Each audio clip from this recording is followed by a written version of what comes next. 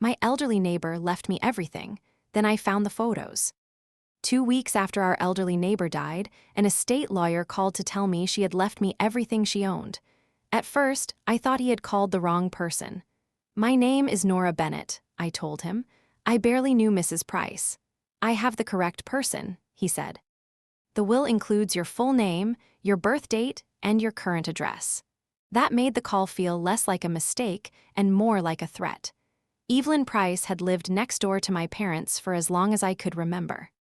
She had moved into the narrow brick house when I was 4, though I couldn't recall ever seeing a moving truck. One day the house had been empty.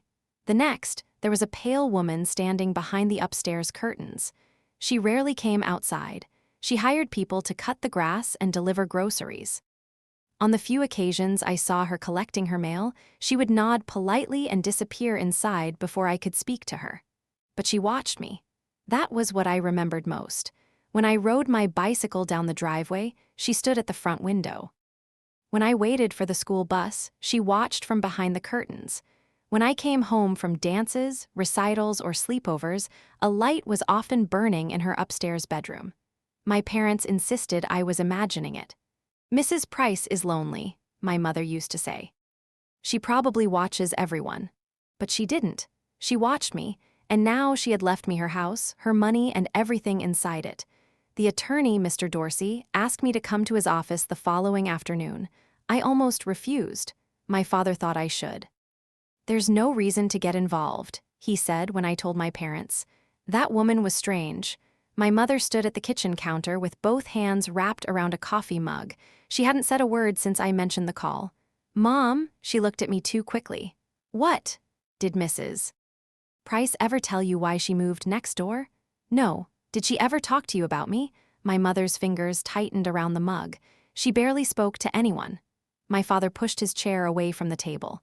"Go to the lawyer if you're curious. But don't let him pressure you into accepting anything." It was a strange thing to say. People didn't usually need to be pressured into accepting a house. The next day, I drove to Mr. Dorsey's office. He was in his 60s, with silver hair and a careful way of speaking. After checking my identification, he placed a folder on the desk between us. "Mrs. Price's estate is uncomplicated," he said. "The house has no mortgage. Her debts were minimal.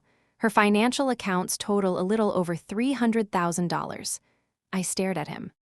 "And she left all of that to me?"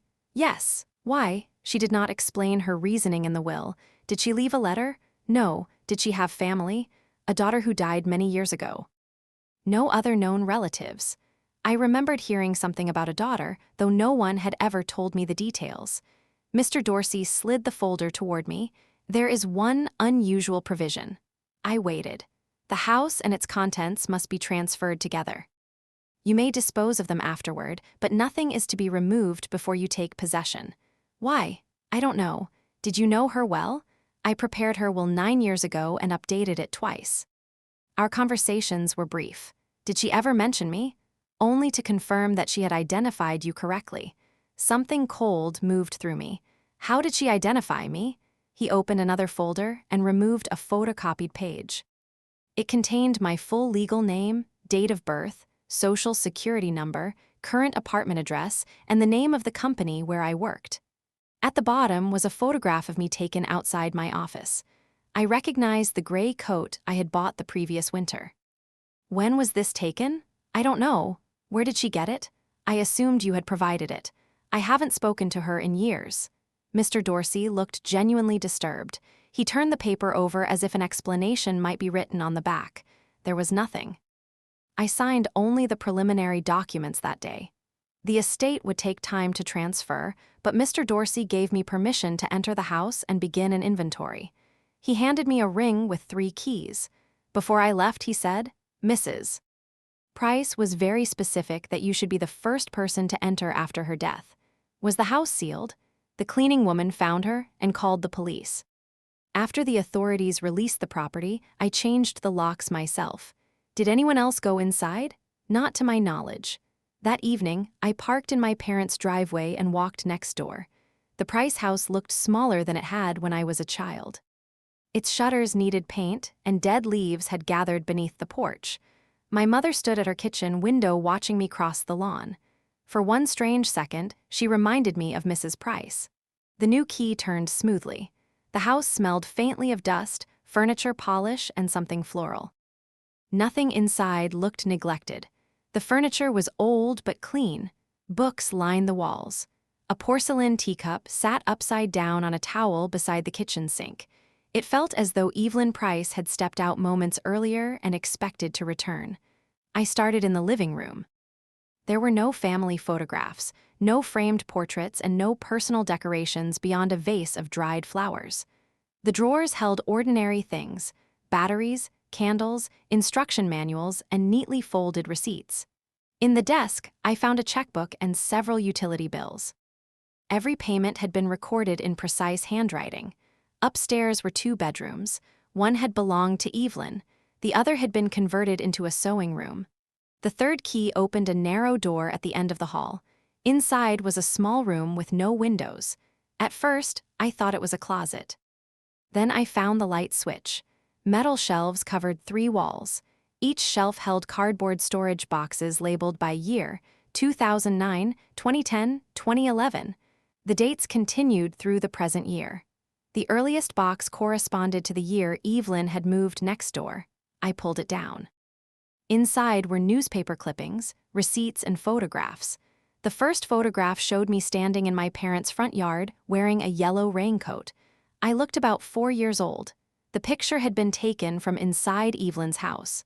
I picked up another. I was 5, sitting on the front steps with a scraped knee.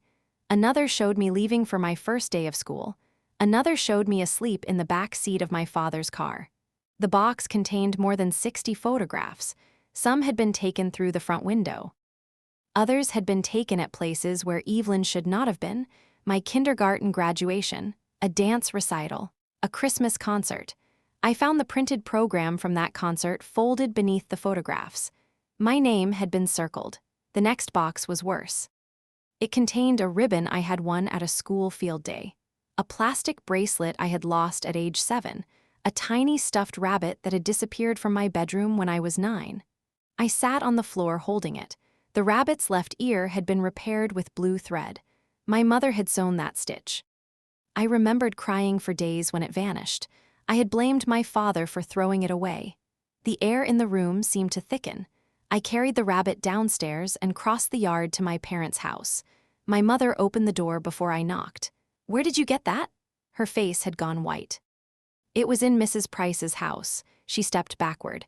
"Mom, how did she get this?" "I don't know. It disappeared from my bedroom. You used to leave things everywhere. This wasn't outside. It was on my bed." My father entered from the living room. When he saw the rabbit, his expression hardened. "Put that back," he said. "Why? It doesn't belong to you anymore." It was mine.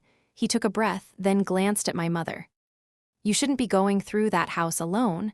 You told me to see what the lawyer wanted. I didn't think you would start digging through her belongings." She left them to me. My mother lowered herself into a chair. "Maybe she found the rabbit outside," she said. "Then why did she keep it for 12 years? Neither of them answered. I looked from one to the other. "Did you know she had photographs of me?" My father's silence lasted half a second too long. "You knew?" "No," he said, but he did not meet my eyes. I went back next door before they could stop me. I opened box after box. The photographs documented nearly my entire childhood. There were school pictures my parents had never purchased, photographs from plays, recitals, and award ceremonies, copies of graduation announcements and newspaper articles. Some had clearly been taken by Evelyn. Others looked professionally shot. In several, I wasn't even facing the camera. At 11, I was photographed leaving a dentist's office. At 13, I was sitting inside a cafe with friends. At 16, I was walking through a shopping center 40 miles from home. Someone had followed me. The later boxes contained typed reports. The pages listed dates, locations, and short observations.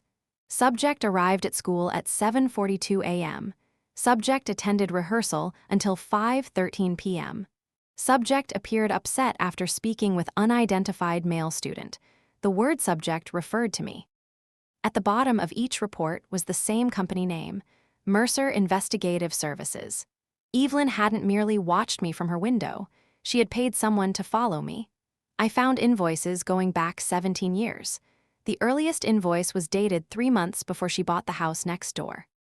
That meant she had known about me before she moved there. Near midnight, I reached a box marked private. Inside were 3 photo albums. The first contained pictures of me. The second contained pictures of a girl I had never seen. She looked about 16 in the earliest photographs and 19 in the latest. She had dark hair, green eyes, and a small dimple in her left cheek. I had the same dimple. In one picture, she stood beside Evelyn on a beach. Evelyn looked younger, but unmistakable. The girl was laughing at something outside the frame. For several seconds, I couldn't understand why the photograph frightened me. Then I covered the girl's hair with my hand. Her face looked like mine, not similar, not close. Mine. I turned the picture over. Rachel and Mom. August 2003. The next photographs showed Rachel at school, at a birthday party, and standing beside an old blue car. The final page contained a newspaper clipping. Local teen killed in early morning crash. Rachel Price, 19, had died when her car left a wet road and struck a tree. The article included a school portrait. It looked so much like my senior picture that I felt briefly disoriented. The crash had happened when I was 3 years old. 14 months later, Evelyn Price had purchased the house next to my parents. I barely slept. The following morning, I searched for Mercer Investigative Services. The company had closed years earlier, but I found a retired investigator named Thomas Mercer living less than an hour away. When I called, he initially refused to speak with me. Then I mentioned Evelyn Price. The line went quiet. "What is your name?" he asked. "Nora Bennett." Another silence followed. "I wondered if you would ever call." We met that afternoon in a diner outside the city. Thomas Mercer was nearly 80. His hands trembled when he lifted his coffee, but his gaze remained sharp. He recognized me immediately. "You look more like Rachel every year," he said. "Who was she? You saw the photographs?" "Yes." He looked toward the window. "Then you know she was Evelyn's daughter." "I know she died. I know Mrs. Price hired you to follow me." "I want to know why." "I wasn't following you to harm you." "That doesn't make it better." "No, I suppose it doesn't." He opened a worn leather folder and placed a business card on the table. "I kept certain records after I retired. Evelyn instructed me to release them to you if you ever contacted me after her death. You knew she was leaving me the house. I knew she intended to leave you something. What did she hire you to do?" "At first, find you." I stared at him. "I wasn't missing. Not to your parents." "What does that mean?" He folded his hands. "Evelyn came to me shortly after Rachel's death. She had discovered something among her daughter's belongings, hospital papers, correspondence with an adoption agency. A photograph of a newborn. My heartbeat seemed to slow. She believed Rachel had given birth. She knew she had. Rachel was 16. Evelyn had sent her to stay with relatives for several months, believing she was recovering from an illness and struggling emotionally. Rachel never told her the truth. That doesn't make sense. How could a mother not know her daughter was pregnant? She knew Rachel was hiding something. She didn't know what. Their relationship was difficult at the time. He pushed the business card toward me, though I still didn't understand why. After Rachel died, Evelyn found a copy of a consent form. It named the adoption agency, but not the adoptive parents. She hired me to trace the placement. I stood so quickly that my chair scraped the floor. "No!" Several people turned toward us. Mercer lowered his voice. "I'm sorry. You're saying Rachel was my mother? I'm saying that was Evelyn's belief. That isn't proof." "No," my parents would have told me. Mercer's expression gave me the answer before he spoke. "I found the adoption record.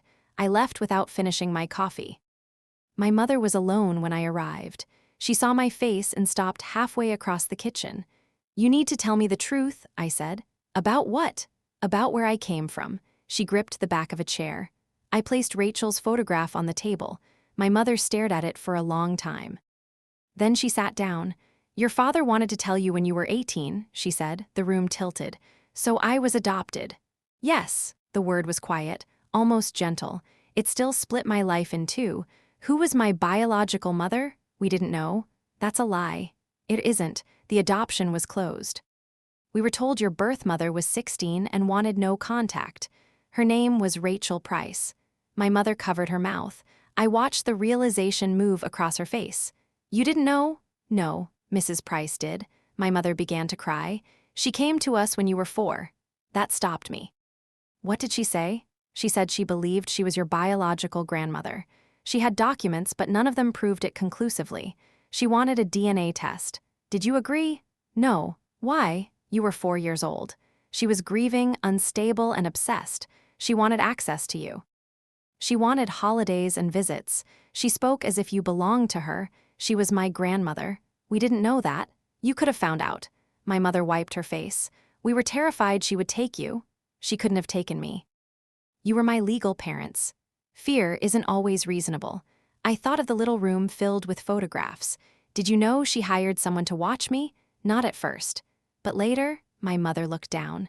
When you were 7, your father caught a man taking photographs outside your school. He confronted Mrs. Price. She admitted she had hired him. And you did nothing? We threatened to get a restraining order. She promised she would stop. She didn't. No. What about my rabbit? My mother closed her eyes. I gave it to her. The answer hurt more than anything else she had said. Why? She asked for something you had outgrown, something small. She said she would stop watching you if we gave her occasional photographs and updates. So you made a deal with her. We were trying to protect you. You fed her information about me. Only harmless things, school pictures, programs, announcements. And while you were doing that, you never thought I deserved to know? We planned to tell you. When? I don't know. The front door opened. My father entered and froze when he saw Rachel's photograph. Unlike my mother, he understood immediately. You went through her papers, he said. They're mine now. He set down his keys. Nora, listen to me. Evelyn Price was not well. She lost her only daughter and discovered she had a granddaughter living next door. She moved next door so she could watch you. She hired a private investigator. She violated every boundary we set. Because you refused to let her meet me. We were your parents. You still are. My voice broke on the final word. Neither of them spoke. I left before I said something I could not take back. Back in Evelyn's house, the rooms no longer felt threatening. They felt unbearably sad. I returned to the storage room and studied the boxes again. The photographs had seemed like evidence of obsession. Now they looked like the fragments of a life Evelyn had been forbidden to enter. But one question remained. Why had she stayed hidden for 17 years? She could have contacted me after I became an adult. She knew where I lived and worked. She had continued receiving reports until 6 months before her death.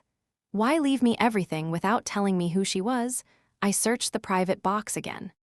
Beneath the albums was an envelope containing a key and a bank deposit slip. The key opened a locked drawer in Evelyn's bedroom. Inside were Rachel's original birth certificate, adoption correspondence, and a DNA report. The report was dated 11 years earlier. Evelyn had compared her DNA with a sample identified only as subject NB. The probability of a grandparent relationship was greater than 99.9%. I read it 3 times. Then I noticed the collection method. Discarded drinking straw. She had obtained my DNA without my knowledge. Even knowing why she had done it, the violation unsettled me. Beneath the report was a stack of notebooks, 21 of them, one for every year of my life. They were not addressed to me. They were journals. The first began days after Rachel's death. Evelyn wrote about finding the adoption papers beneath a loose drawer lining. She wrote about anger, disbelief, and the unbearable possibility that part of Rachel was still alive somewhere. Later entries described hiring Mercer. Then came the day he found me. Today I saw her from across the street. She is 3 years old. She has Rachel's eyes. She held a red balloon and cried when it slipped from her hand. I nearly crossed the road. I nearly told her who I was. Instead, I sat in my car until she went inside. Months later, Evelyn bought the neighboring house. At first, the entries were full of plans. She imagined introducing herself gradually. She imagined birthday visits, afternoons baking cookies, and summers at the beach. Then came the confrontation with my parents. They believe I want to replace them. I don't.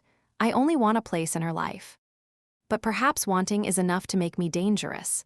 The later notebooks changed. Her anger faded. In its place was restraint.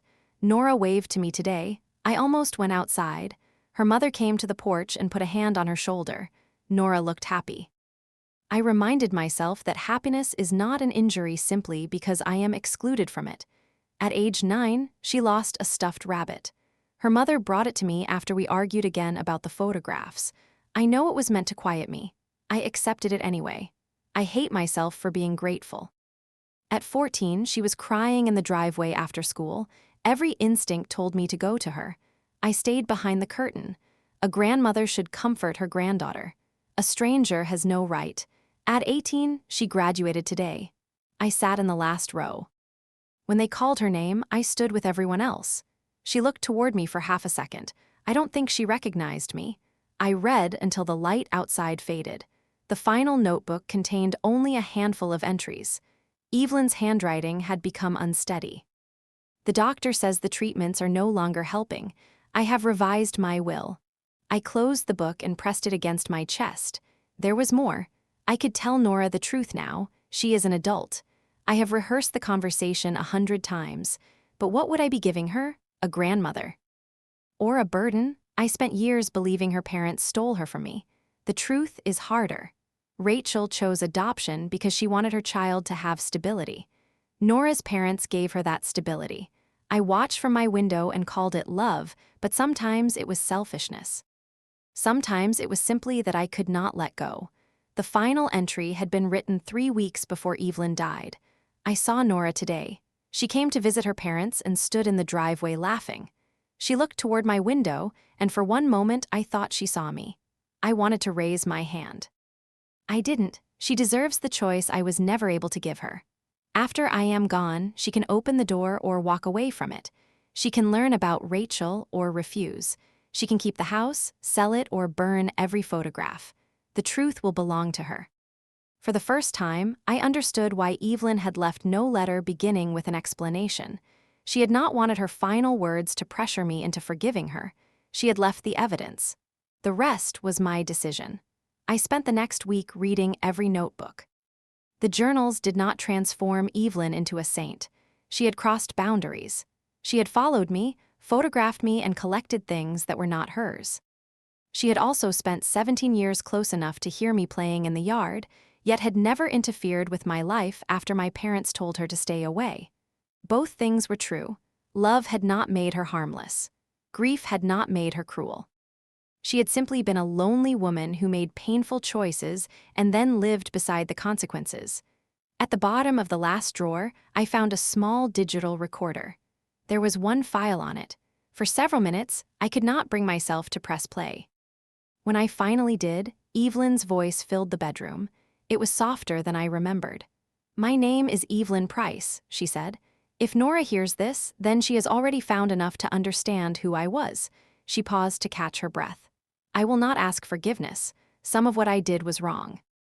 Watching her became a substitute for knowing her, and there were years when I convinced myself the difference did not matter. The recording crackled. Rachel was frightened when she became pregnant. She believed I would force her to keep the baby or punish her for giving the child away. I wish she had trusted me, but trust is not something a parent is owed. It is something we create. I had not created it. My eyes filled with tears. "I lost my daughter before the accident," Evelyn continued. "I simply did not understand that until afterward." There was another pause. "When I found Nora, I thought she was my second chance. She wasn't. Children are not second chances, they are themselves." I sat on the edge of Evelyn's bed, unable to move. "I hope she was loved," the recording said. "From what I saw, she was. That should have been enough for me." Eventually, I tried to make it enough. Her final words were almost a whisper. "I am sorry I knew her whole life while she never knew my name." The recording ended. For a long time, the house was silent. Then I looked toward the bedroom window. From there, I could see my parents' driveway, the front porch, and the patch of lawn where I had learned to ride a bicycle. I could see almost my entire childhood. I crossed the yard just after sunset. My parents were sitting at the kitchen table. My father started to speak, but I placed the DNA report in front of him. "She knew for certain 11 years ago," I said. My mother read the page. "We didn't know about this." "I believe you." That surprised all three of us. I sat down. "I'm angry." My mother nodded as tears gathered in her eyes. You have every right to be. I'm angry that you didn't tell me I was adopted. I'm angry that you made decisions about my history because you were afraid of what I might do with it." My father looked down at his hands. "We thought knowing would make you feel less like ours. It doesn't," he looked up, "but hiding it makes me wonder why you didn't trust me." My mother reached across the table, then stopped before touching me. "I'm sorry, it was not enough to repair everything, but it was a beginning." We talked until after midnight. They told me about the day they brought me home. My mother admitted she had kept every document the agency gave them in a locked box because she always feared I would find it before they were ready. My father admitted that after confronting Evelyn, he had sometimes stood at the window watching her house, just as she watched ours. "She scared me," he said, "not because I thought she would hurt you. Because I thought you might love her. I could have loved her without loving you less. I know that now." The following week, I met Thomas Mercer again. He brought me the remaining files. Most contained routine observations. A few included photographs I had not found in the house. Before I left, he handed me a sealed plastic sleeve. Inside was a hospital photograph of a newborn wrapped in a striped blanket. On the back, Rachel had written one word, Nora. "That was already my name?" I asked. "Apparently. My parents told me they chose it. They may have. Or the agency may have passed along Rachel's preference without identifying her." I stared at the photograph. For the first time, I possessed something my biological mother had touched. Not a confession, not an explanation, just my name. I decided to keep Evelyn's house. Not forever, perhaps. But I wasn't ready to sell it. I removed the shelves from the windowless room and sorted the photographs into two groups. The pictures taken secretly went into storage. I could understand them without wanting them displayed. The school portraits, recital programs, and newspaper clippings went into albums. I placed Rachel's photographs in the front. My parents helped. It was awkward at first. Then my mother found a picture of me in a dance costume and laughed. "You hated that costume." The sleeves itched. "You complained through the entire recital." Across the room, Rachel smiled from a photograph taken nearly 20 years earlier. The resemblance between us still startled me, but it no longer frightened me. Several months after Evelyn's death, I planted flowers beneath her front window. While digging, I found a small red plastic fragment buried in the soil. I brushed away the dirt and realized it was the broken clasp from the balloon I had carried as a child, the one Evelyn mentioned seeing the first time she found me. Maybe it had blown across the street. Maybe she had picked it up and later dropped it there. I would never know. Not every question had an answer, but the important one did. Evelyn Price had not watched me because she wanted to harm me. She had watched because I was the last living piece of the daughter she had lost. She stayed hidden because my parents feared she would disrupt my life. And later, when I was old enough to choose for myself, she stayed hidden because shame and regret had become stronger than courage. For most of my childhood, I had thought the woman behind the curtains was watching me like a stranger. The truth was more complicated.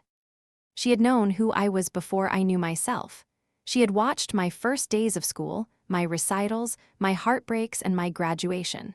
She had stood only a few yards away while an entire lifetime passed between us. I wished she had knocked on our door. I wished my parents had opened it. I wished Rachel had lived long enough to tell us all the truth herself, but wishes could not change what had happened. They could only change what I did next. So I placed Rachel's hospital photograph in a frame beside Evelyn's recorder. Then I opened the curtains.